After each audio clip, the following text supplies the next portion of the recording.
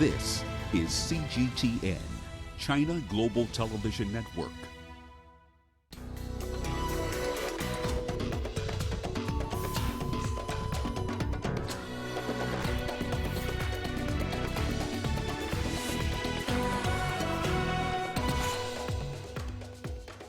The Arab League warns against the deployment of foreign fighters in Libya.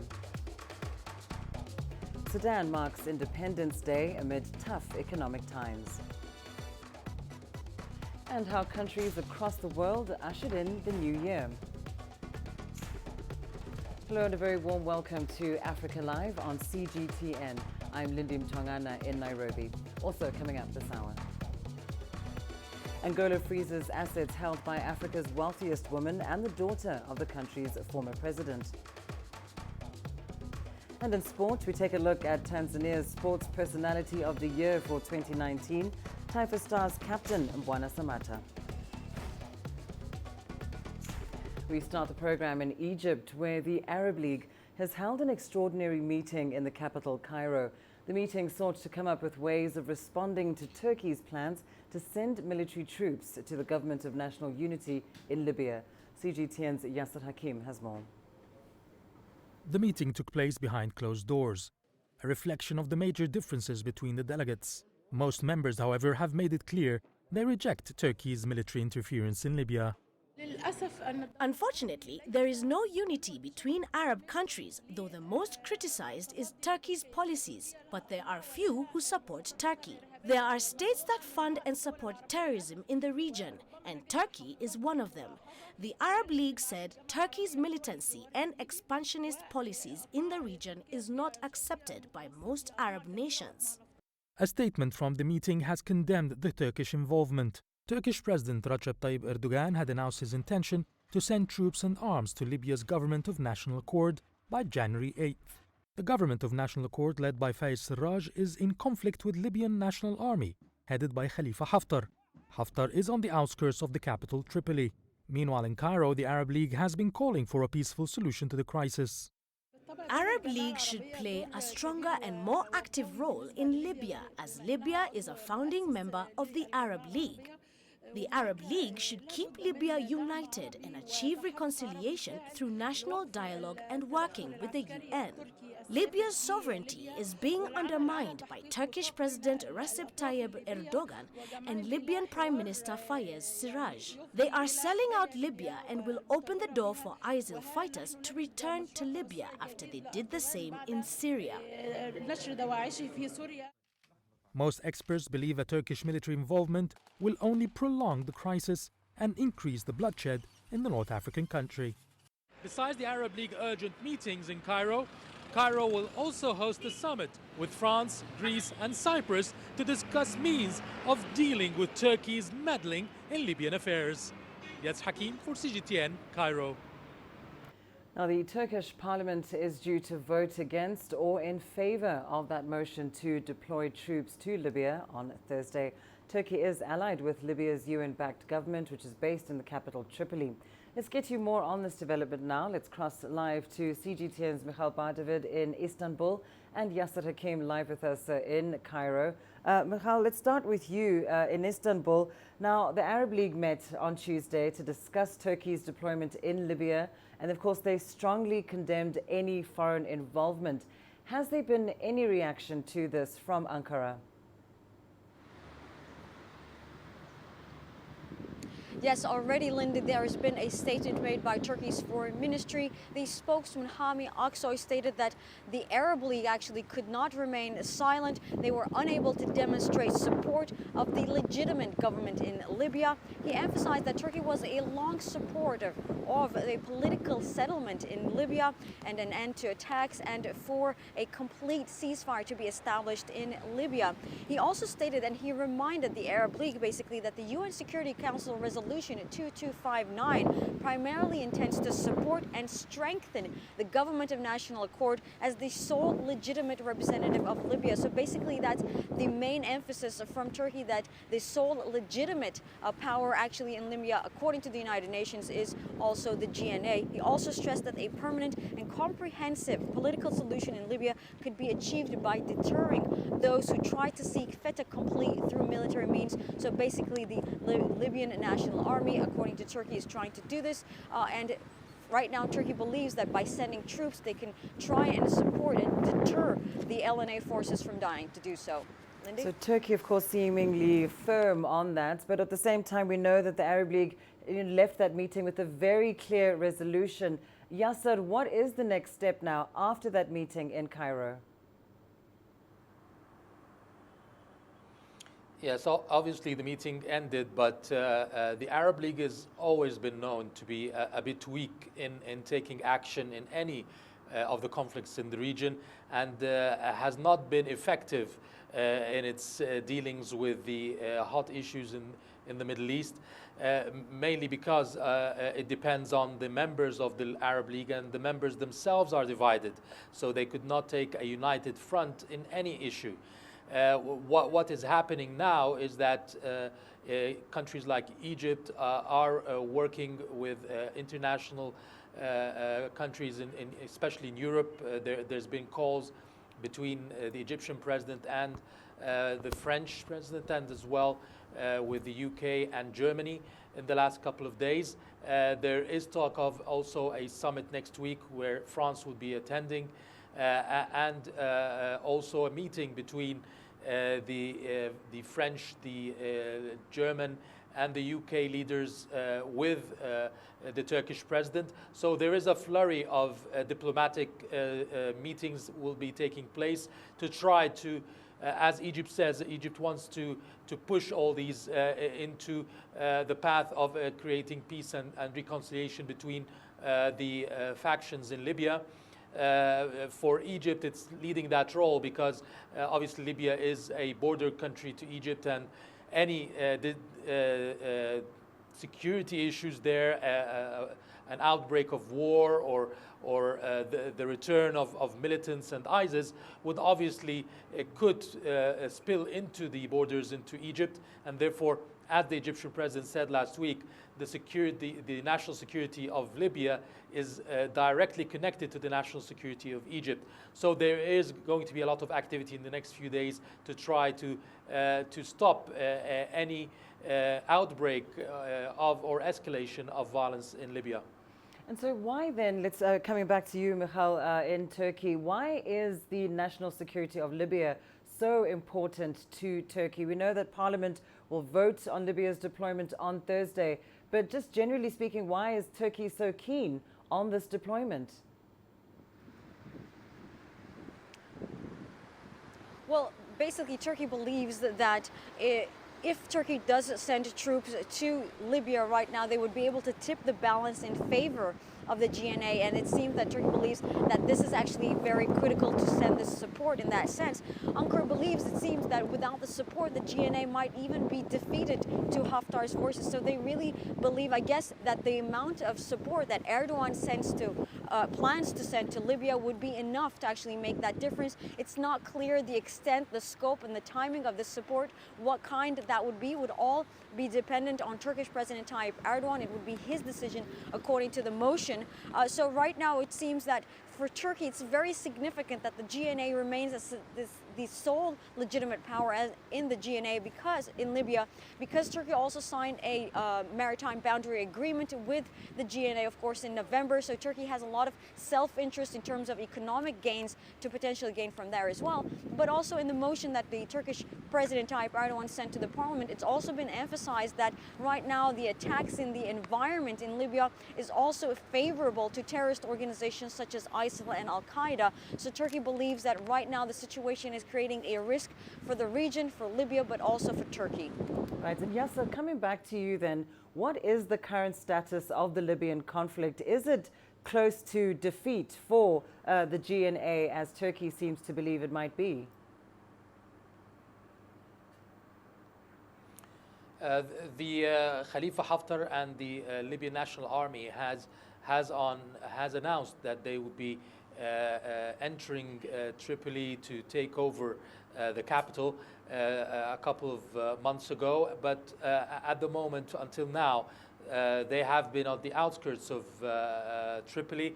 They have managed to enter some areas in the south of the capital, but they have not taken control of Tripoli. We understand that the road leading to the Libyan airport has been taken over by the Libyan National Army. However, they're still not in control of the capital. So there's no outright victor so far. And I don't think there will be an outright victor in this war. It's a war where both sides will be losing. It's a war where the Libyan people will be losing and the Libyan economy. So it's not yet clear which side is going to be coming on top of this. And having troops coming from outside can also, according to Egypt and some of the Arab countries, will only prolong the war and will cause more bloodshed in Libya rather than try to reach some kind of solution according to the UN resolutions.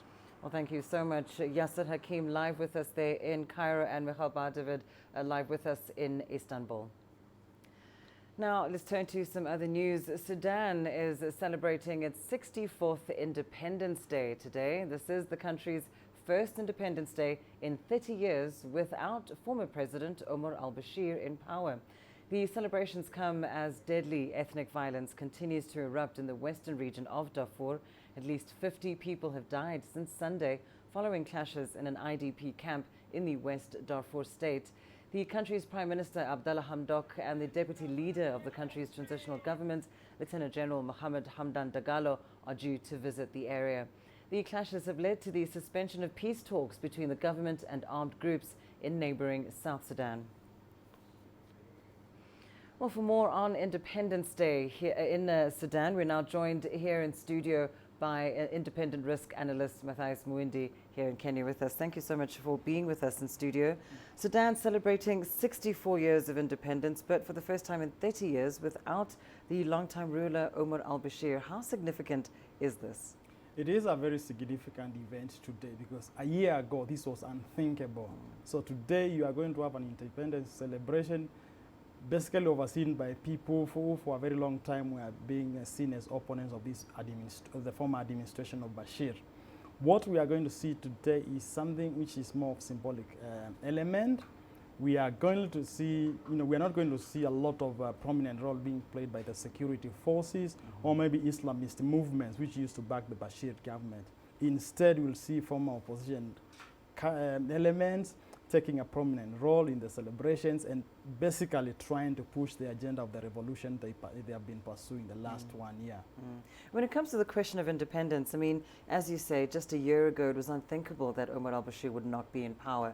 And we saw that other countries around the region, even within the Arab nations, came in support of Sudan and its transitional government. But what about now? Is the country able to stand on its own? Sudan has always been a very resilient country despite all the many challenges it has undergone since independence 64 years ago. They survived almost 30 years of international isolation and sanctions under the Bashir regime.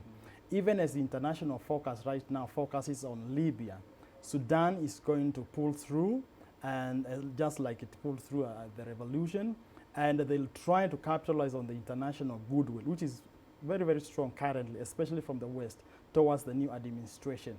So even if the world global attention currently is on Libya, Sudan will try to push its agenda in the West and the countries in the Middle East to try to especially get financial support to alleviate some of the core economic issues which still remain unresolved. I mean, as you say, a resilient country, but not without some major challenges, ethnic tensions, as you mentioned now, the economy. What's your forecast for the future going forward for Sudan?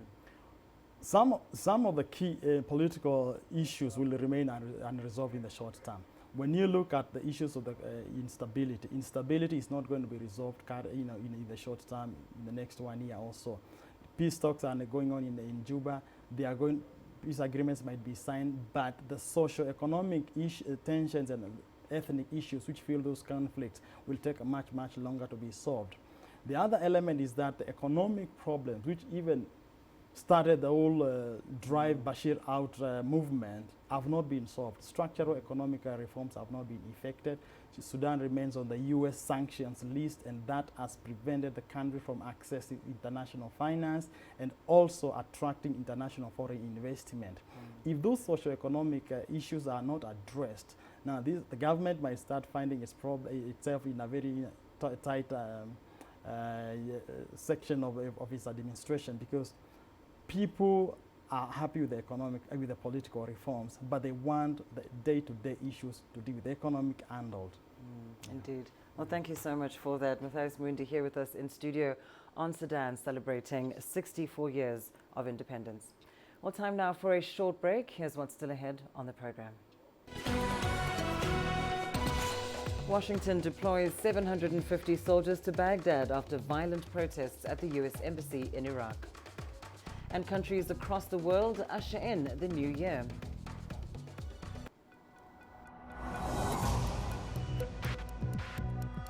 Each day, there are millions of stories. Each one can open new perspectives, new possibilities. Wherever you look, we are there. To see, discover, explore. We put the pieces together to find what really matters to you, all around the world, all around the clock. Our reporters are at home across the globe. From our headquarters in Beijing and production centers in Washington, Nairobi, and London, China Global Television Network. Stories from across the globe, reaching people across the globe. CGTN. See the difference.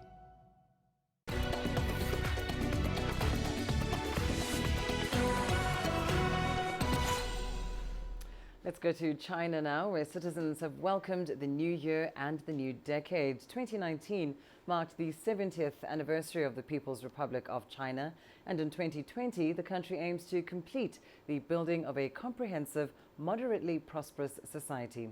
Chinese President Xi Jinping delivered his New Year's message to the nation. He addressed the events of the last 12 months, issues he considers most important, and his hopes for the future. For the last few years, Xi Jinping has used his New Year message to encourage Chinese people to work hard and fight for their future. He also stressed the need to build a community with a shared future for mankind. Let's take a look at the highlights of his message. 2019 is coming to an end, and President Xi had sent New Year's greetings to the Chinese people. 2019年，我们用汗水浇灌收获，以实干笃定前行，高质量发展平稳推进。我国国内生产总值预计将接近100万亿元人民币，人均将迈上1万美元的台阶。三大攻坚战取得关键进展。 President Xi reviewed major development strategies the country has been promoting during the past 12 months, including the Guangdong-Hong Kong-Macau Greater Bay Area, the country's robust campaign of poverty elimination, and scientific research programs such as Lunar Probe Chang'e 4 and Long March 5 Y3 rocket. President Xi also talked about the major events that China witnessed and the significant achievements it made over the past 12 months, such as the Import Expo, the Grand Military Parade, and the celebration of the 70th anniversary of the founding of the People's Republic of China. The Chinese president also shared his outlook for the new year. 2020年是具有里程碑意义的一年。 我们将全面建成小康社会，实现第一个100年奋斗目标。2020年也是脱贫攻坚、决战决胜之年。President Xi said the successful practice of the one country, two systems policy in Macau shows that the policy is fully applicable. He also said that his heart is with the people of Hong Kong. Finally, he encouraged the Chinese people to work hard and fight for their future. 祝大家新年快乐。 Now, thousands from across China braved frigid temperatures to ring in the new year in the most patriotic way. In China, the annual flag raising in Tiananmen Square on New Year's morning is a tradition synonymous with deep love for one's country. CG10 reporter Mark Ho brings us highlights from Wednesday morning's event. A big welcome to the new decade. 2020's first flag-raising ceremony in Beijing's Tiananmen Square was filled with emotion and patriotism. Altogether, 96 military personnel representing the Army, Navy, and Air Force made up the military band, and 30 honorary guards that escorted the five-starred red flag to the stadium. Many have chosen to usher in the new year by witnessing the first flag-raising ceremony of the year 2020. Well, this is a ritual for many living here in Beijing, but also many have come a far way from all the provinces all across China. 哪里过来参加升旗仪式啊？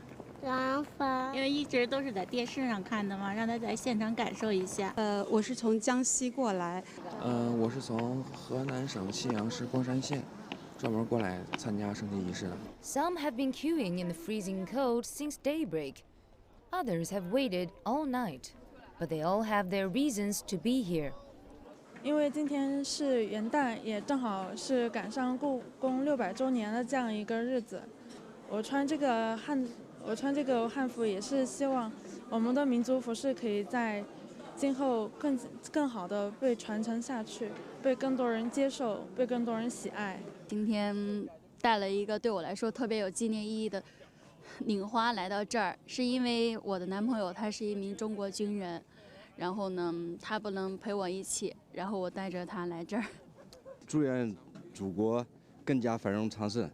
Tourism authorities say Tiananmen Square and the adjacent Forbidden City expect over 100,000 tourists during the New Year holiday. For CGTN in Beijing.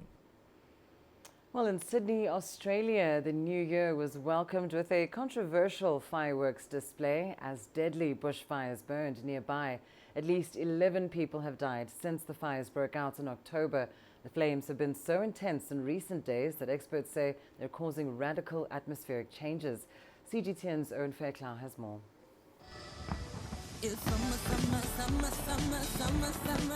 Sydney, one of the world's most famous New Year's Eve skylines, choked with smoke.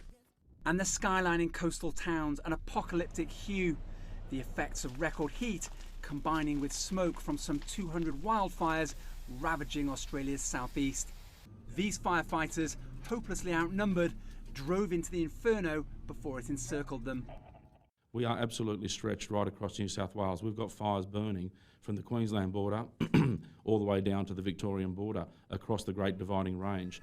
Thousands have been forced to flee, some onto the beaches or even to sea, though others stayed to defend their property.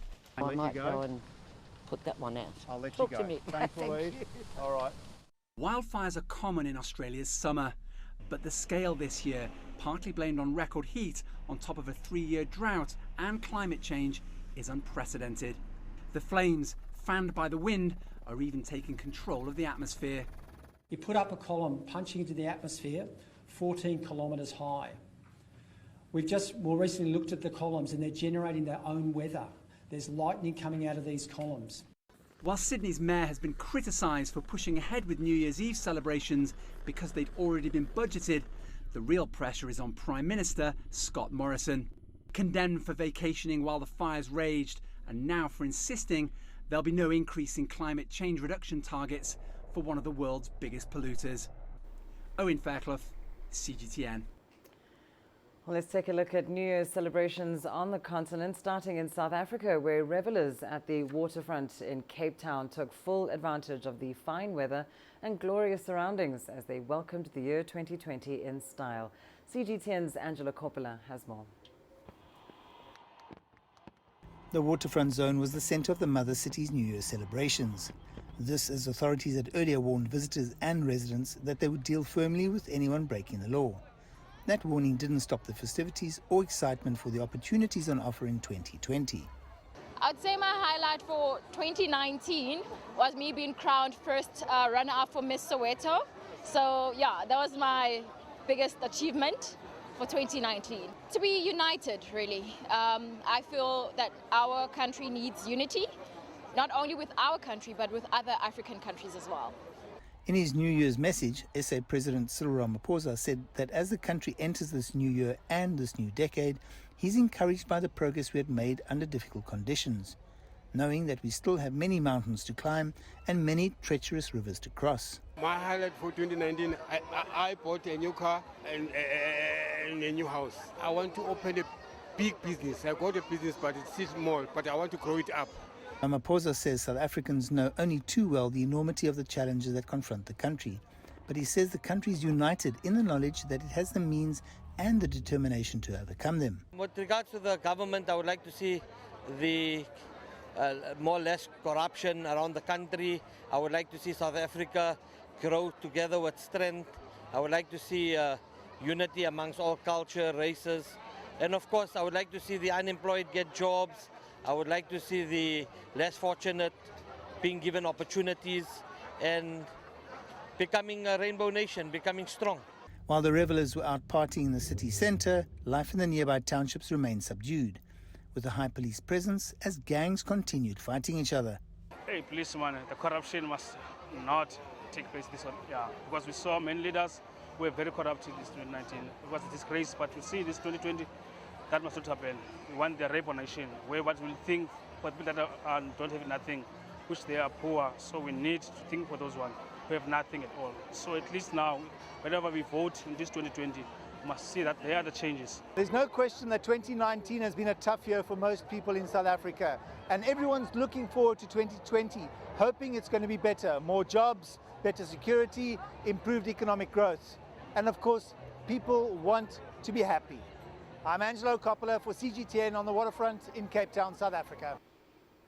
Meanwhile, in Uganda, the new year was ushered in with concerts, fireworks and big events. Our correspondent Leon Senyange has more. Thousands packed the capital's Sheraton Gardens for the New Year's celebrations. The camaraderie was for all, young and old. On the sides, a little shaking up to get people into life. For me, by midnight, everyone will be happy.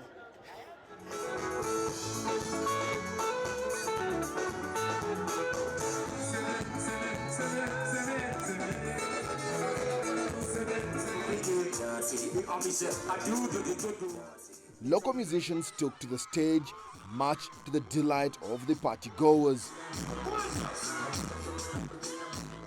But it's Congolese music legend Kanda Bongoman that carried the day.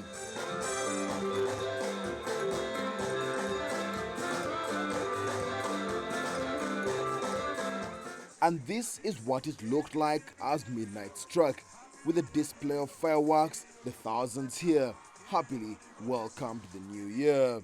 I'm happy, very, very happy for 2020. I'll do a lot of things so long as life is there. 2020 is better from the beginning, I think. Then more will also be the same at the end. After the dazzles, the party went on.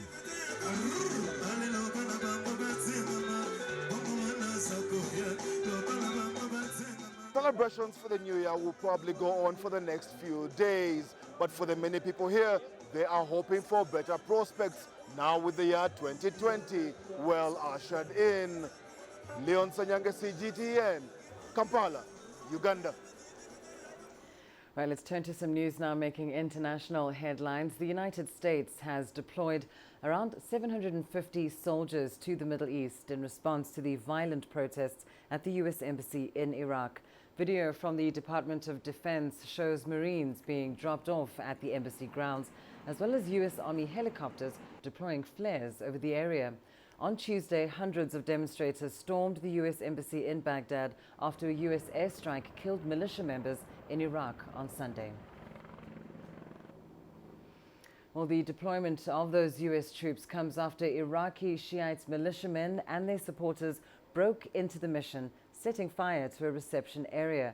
President Trump has blamed Iran for the attack, warning that Tehran would pay what he called a big price for any loss of life, although no fatalities have been reported so far. The embassy storming followed U.S. airstrikes on Sunday that killed 25 fighters from an Iranian-backed militia. The U.S. says these strikes were in retaliation for a rocket attack on a military base in which an American contractor died. Well, let's take a short break. Here's what's coming up in your business news. Angola freezes assets held by Africa's wealthiest woman and the daughter of the country's former president. And Zimbabweans face a tough 2020 as the economic crisis deepens. Africa is the nexus of enterprise, and global business will tell you why it matters. From the mega investment projects to multi-billion-dollar mergers and acquisitions. Africa today collects, just in terms of revenues from taxes alone, $545 billion a year. If you take 10% of that and you devote it to the energy sector, problem solved. All this on Global Business, weekdays at this time on CGTN.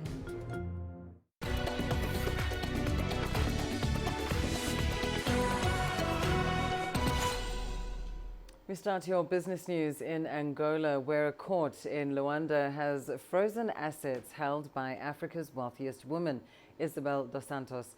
The daughter of the former Angolan president is being investigated for alleged corruption. The government is probing claims that Isabel dos Santos authorized offshore payments days after she was dismissed as the chair of the state oil company Sonangol. The freeze affects dos Santos' bank accounts in Angola, her stakes in telecoms firm Unitel, and the Bank Fomento de Angola, among others. The move is the latest high-profile case in President João Lourenço's anti-corruption drive. It seeks to recover roughly $1 billion of public money, which the government claims dos Santos and her business associates failed to repay. Dos Santos denies any wrongdoing. Now, 2019 has been a difficult year for Zimbabwe, marked by soaring prices and shortages of fuel, electricity, and hard cash. Looking to 2020, citizens are hoping for a change of fortunes, but acknowledge it will take time to fix these challenges. There's animated discussion under a tree at a trading center in Mavuku, a Harare suburb, as these small business operators ponder the year ahead. 2019 has given us a precursor of what to expect in 2020. For example, at the beginning of the year, transport used to be $1 to town. Now, it's $17 and $20 to $25 during peak hours. So I expect things to get worse. A number of stalls at the bazaar are vacant, and it's unclear if their owners will reopen because of the hardships. But Zimbabwe's problems haven't just been economic. A protracted doctor strike, which began in September, has nearly collapsed the health sector. There are no drugs at most clinics and hospitals, so they are now referring patients to mission hospitals where it takes days to get treatment, because that's where most people are now turning to. Mapenda's wish in 2020 is for swift action from the authorities. They should give doctors and nurses something tangible, not just empty promises, so that they are assured they are getting their money and they have what they need to do their work. Because there's no point in them reporting for duty but not being able to treat anyone. Government should deliver and not just promise. More doctors are expected back at work in January as negotiations over their wages continue. But there remain other challenges here, including shortages of water and electricity. There's no quick fix to some of the long-running and deep-rooted challenges that have dogged Zimbabwe, and so that's why many here feel that 2020 could be just as hard, if not tougher, than 2019. Government has forecast an economic rebound in the year ahead, which, if it does materialize, should give a much-needed reprieve to hard-pressed locals. Farai Makutuya, CGTN, Harare, Zimbabwe. The former chair of the Renault-Nissan-Mitsubishi car alliance has fled to his birth country of Lebanon. He says he will not be held hostage by what he described as a rigged justice system. His dramatic transition from corporate titan to fugitive now raises questions about how one of the world's most recognized executives slipped out of Japan just months before his trial. CGTN's Terry Wangari takes up the story. Carlos Ghosn's abrupt departure marks the latest dramatic twist in a year-old saga that has shaken the global auto industry. It jeopardized the alliance of Nissan Motor Company and top shareholder Renault SA and cast a harsh light on Japan's judicial system. The former Nissan CEO's lawyer, Junichiro Hironaka, seemed like he was caught off guard with Ghosn's decision. It was an unexpected surprise. I am shocked and confused. I would like to say that's the situation I'm currently in. I will let the court know we are baffled regarding this situation. I will provide the court with any information we receive. It was unclear how Ghosn was able to orchestrate his departure from Japan, given that he had been under strict surveillance by authorities while out on bail and has surrendered his passports. Ghosn allegedly arrived in Beirut on a private jet from Istanbul on Monday. The French junior economy minister also expressed her surprise by the news, but insisted that the Renault-Nissan deal was a priority for France. For us, what we're interested in is the future of Renault-Nissan and this alliance. On this, we have turned the page. And today, there's been good work done for the alliance. In 2018, prosecutors allege that Ghosn made a multi-million-dollar payment to a Nissan distributor in Oman. Nissan, meanwhile, has filed its own criminal complaint against Ghosn, accusing him of diverting money from the company for his own personal enrichment. He is also accused of underreporting his own salary. Ghosn has since denied all the charges. Terry Wangari, CGTN. 2019 was a very eventful year for the continent. Here's a review of some of the key moments that shaped Africa's economies over the last 12 months. The continent's biggest story in the last 12 months, with no doubt, has to be the African Continental Free Trade Area. In May 2019, 54 African nations came together to form the AFCFTA. The aim of the bloc is to increase trade between nations by tearing down trade barriers. That's all in the hope of becoming the next European Union.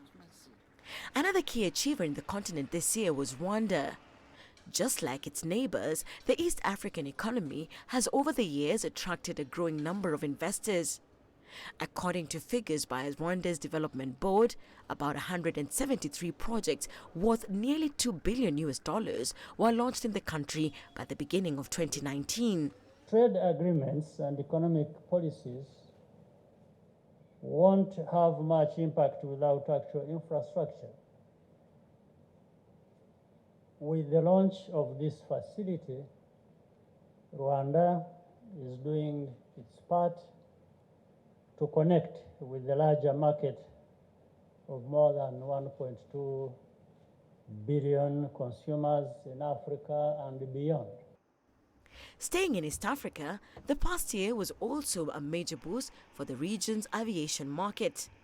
Worth mentioning moment was when Uganda Airlines took to the skies after nearly 2 decades. The number of passengers traveling into Entebbe Airport, in and out of Entebbe Airport, is approaching 2 million. 70% of those are Ugandans. All those currently travel on foreign airlines. So we want part of that cake, and that is quite a substantial number of people. Uganda is just one of the handful number of African governments that invested money into their national carriers this year. Will that trend flood 2020? Well, only time will tell. After many frustrating years, Ethiopians desperate for connectivity may have finally come to a stop this year. Last year, Prime Minister Abiy Ahmed launched a push to liberalize the country's economy. As a result, the country's new communications regulator plans to award 2 telecom licenses to multinational mobile companies by April 2020. Although this is an apparent delay to the timeline officials had previously set, the announcement was welcome news for many. There is a condition where operators are not allowed to use contents or equipment that may damage the security or sovereignty of the country. As in any country, they will cooperate to a lawful interception and make their networks accessible to the designated legal body. On matters oil and gas, this year Africa welcomed a new oil exporting country, none other than Kenya. President Uhuru Kenyatta flagged off the shipment of 200,000 barrels of crude oil. Although commercial production is years away, that was a special moment in Kenya's history, as well as a turning point in its economic destiny. Last but not least, Zimbabweans finally got access to new low-denomination currency that authorities hope will end chronic cash shortages. But shortages of cash, foreign currency, fuel and power still remain the most visible sign of the South African nation's worst economic crisis since 2008. Susan Mongeli, CGTN. 2019 was also a significant year for e-commerce. CGTN's Xie Zheng now explores some of the key moves made by Chinese tech giant Alibaba. The tech cycle turned up in 2019, and investors have priced in economic recoveries in Asia.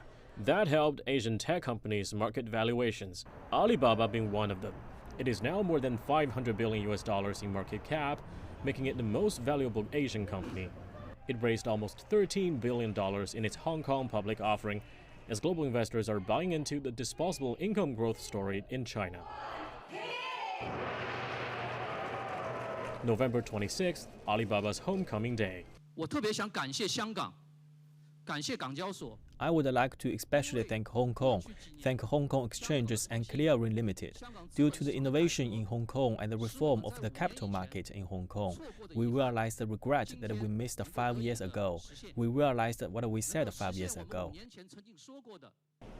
The mega offering helped the Hong Kong Stock Exchange beat Nasdaq to the IPO crown in 2019. The market craze over Alibaba has been a confidence vote for both China's consumption story and the tech giant's own power transition. Jack Ma, co-founder of Alibaba, stepped down in September from his chairman role. He will stay on the board until his current term expires in 2020. The billionaire spent years grooming Alibaba's next generation of leaders to take over, including successor Daniel Zhang and Chief Financial Officer Maggie Wu. Besides a new record Singles Day sales number, here are some food for thoughts from his last days at helm. Trade war is the most stupid thing in this world. Trade is to form the peace. Trade is to communicate. There will be no trade deficit issue in the next 20 years because of technology. Xia Cheng, CGTN. Well, time now for a short break. Here's what's still ahead on the program. Coming up, how Nigerian street kids are dancing their way to a better future. Join us in Global Business and see Africa through our eyes. The greatest journeys, the greatest sights, the greatest adventures. Here in Panata, this weir allows the locals to walk on water. We're far more than just TV news. We're your passport to the wonders of Africa. To bring you stories of struggle, survival and hope.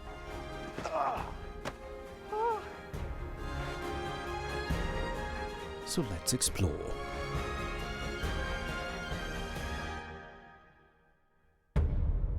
CGTN. See the difference.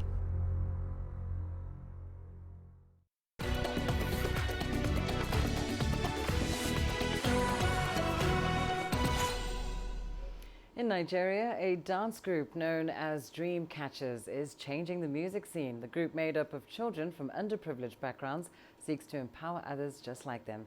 CGTN's Deji Badmus has more. The Dreamcatchers Academy is home to kids with bundles of talents.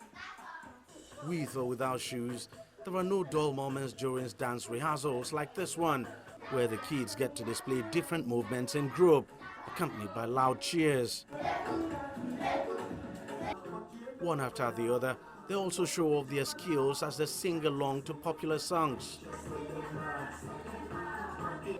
Sheyi Oluyole runs the Free Academy to empower orphaned, street and impoverished kids. She says her experience of poverty as a young child made her realize what it feels like to be in a helpless situation. I believe every child deserves an opportunity to succeed, irrespective of their background. And I realized that there are so many people that have talent, but because they don't have the opportunity. So for me, it's like this academy is like a ticket for these kids to a better life. So they would have opportunities that they otherwise might not have ever dreamed of or had. But this is not just about dance. Dreamcatchers is about reshaping the lives of these children. Through the project, Oluyole also makes sure these kids are enrolled in schools. Her biggest projection is an art academy which provides life skills and formal education. During school days, we only rehearse for 1 hour. And then during the weekend, we rehearse for longer hours, like 3-4 hours. And also, education is very important. We have a library in the house that somebody donated, where sometimes I make sure that the kids bring in a book report every week just to make sure that they are reading and staying up to date. This is 9-year-old Oluwaseun. You can tell from watching her dance that she is happy to be here. Things became difficult for her family after her dad passed on.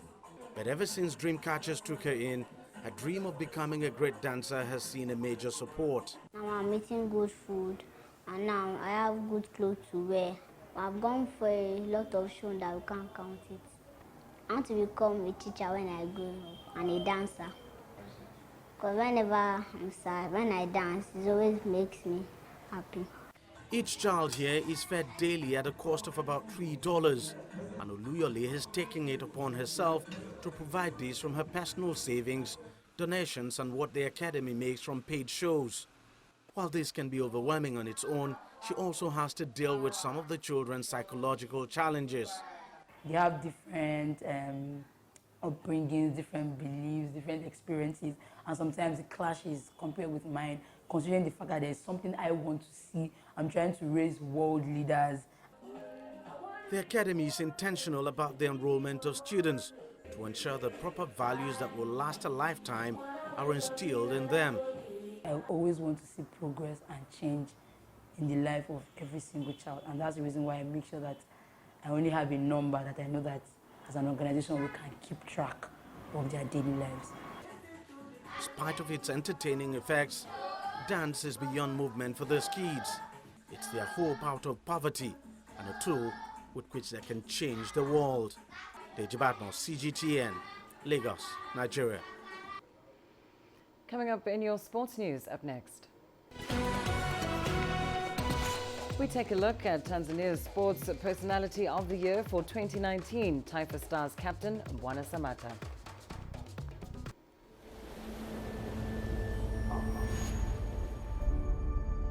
How would you create your legend? On the fields,